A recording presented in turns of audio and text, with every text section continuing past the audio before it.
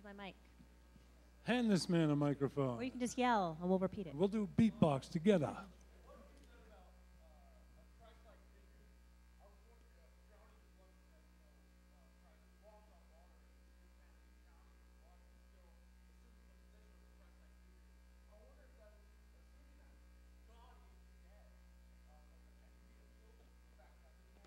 Through so much pain. This man is enduring so much, and he's lost his father, and his mother is the only thing he has left, but it's overbearing. Is that a lack of something from God? Is that a lack of protection, a lack of help?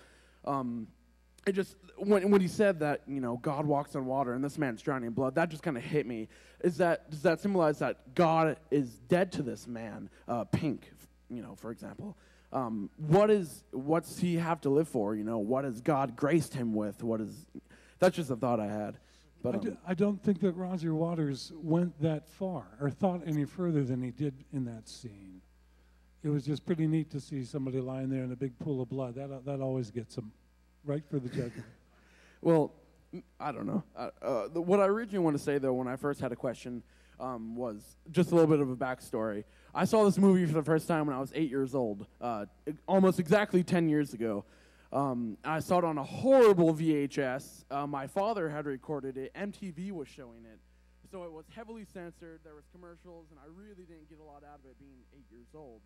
But still, there was some kind of attraction I had to this film. Maybe it was the symbols and whatnot. I obviously had not seen the whole film, being as though it was on public television. But just a few years ago, I saw the film again in its entirety. I actually bought it for my father on Father's Day. You and I had very similar childhoods, I think. Well, so I watched it again, and I pulled so many different themes out, so many things that I had never really realized before, and one that really stuck out to me was the fact I am a high school senior, and I was seeing how the education system was portrayed in this film.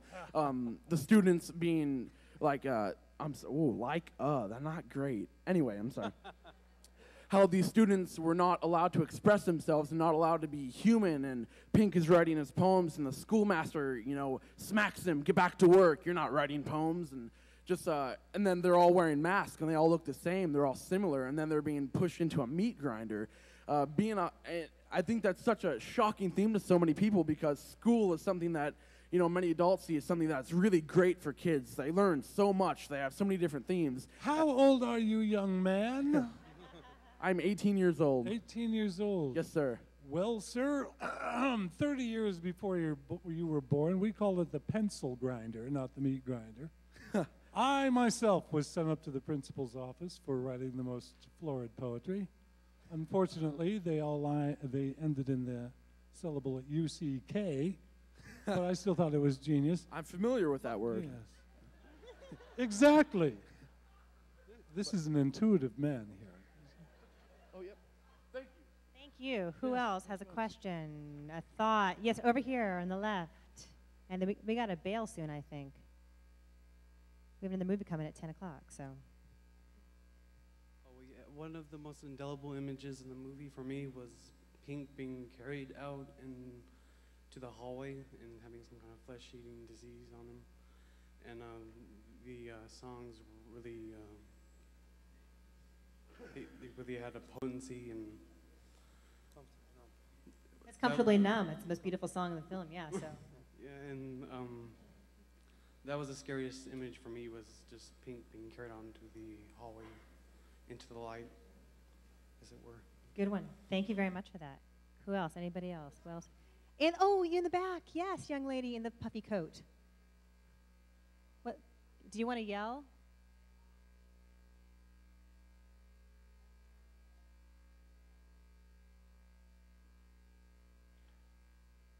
While we're waiting for the mic, I want to say something. This audience has a lot of energy. Woo! This audience is just it's just vital. So, oh, sorry. When I saw it, see, I'm like you. My stepfather was obsessed with this film also, and we loved Syd Barrett. And so when I watched this film, we used to rent it all the time when I was like 12, 13, 14. And to me, breaking down the wall meant you were entering the other side of insanity. And Syd Barrett never returned from insanity. And I know it has multiple meanings, obviously, but at a young age, I thought, this means you're going to go crazy. And like you said, don't watch this movie high. Do not watch this movie high. Words of wisdom from Kim Morgan. Yeah. I think we have to go, but you guys, thank you so much for staying and watching and asking. Let's thank the panel. Thank you.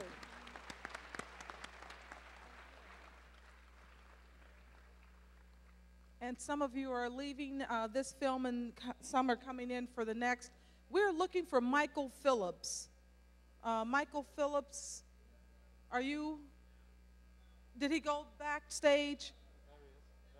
Okay, thanks. Yeah, we want him backstage. Oh, where is he?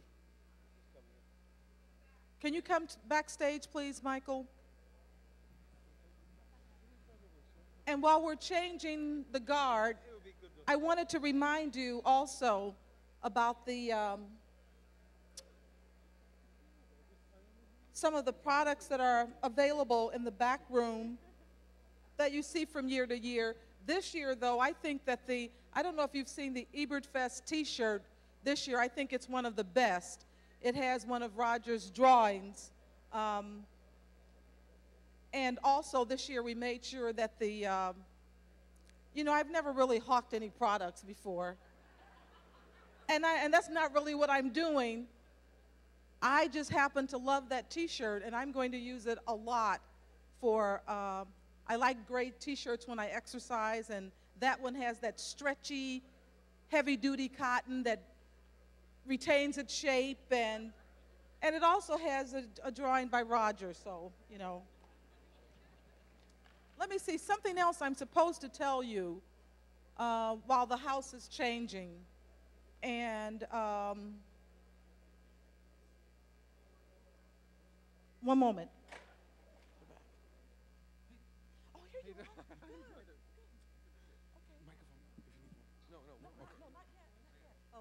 Oh, wait. So what? He's going to be introducing the film and moderating the panel afterwards. So very short at the beginning, right? Okay, but we're not ready to Not yet. to start. Okay, Yeah, good, yeah. good. It'll be like 10 more minutes or whatever.